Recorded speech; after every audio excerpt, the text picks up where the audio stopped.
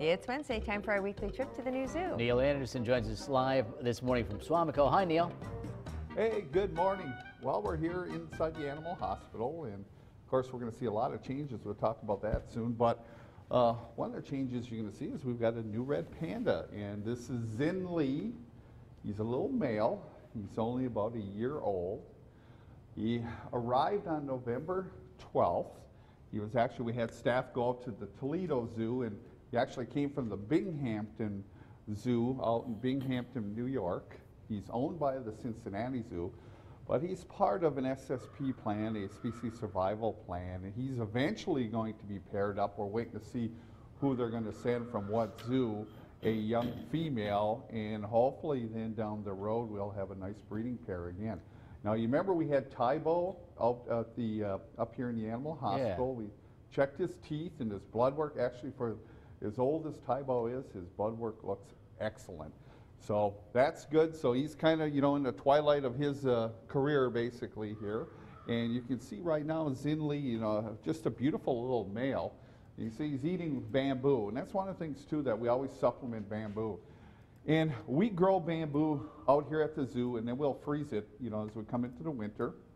But also we'll have to order bamboo. So we supplement with bamboo.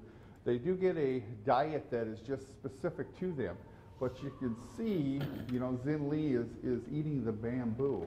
Now what's interesting is they're a carnivore, and they've got like a carnivore gut. You know, it's a real short, you know, gut. Basically, you know, differently, I guess it's different, you know, from a herbivore.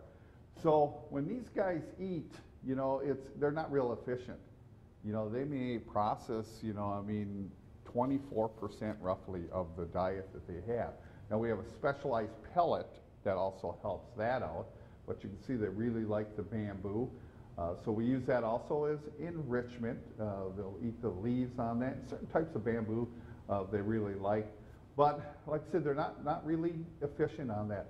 Another interesting thing is, you know, a lot of people wonder, you know, are they related to the giant panda? And they're actually not. The giant panda is more of a bear. These guys are in really their own category of animals.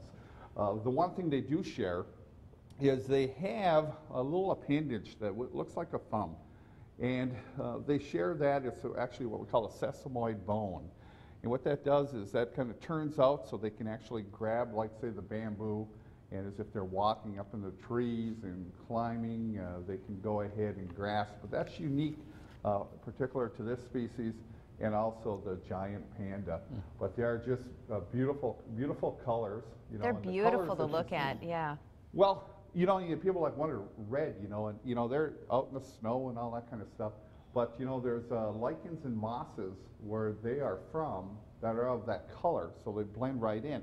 But here's what's pretty neat too: is they can adjust their metabolic rate so that they can save energy in the winter. So they can go ahead and make those adjustments. So actually, like say, they can save a lot of energy, especially on some of these real cold days. Yeah, really cool. Well, Neil, we'll let you go, but we'll check back with you next hour, okay?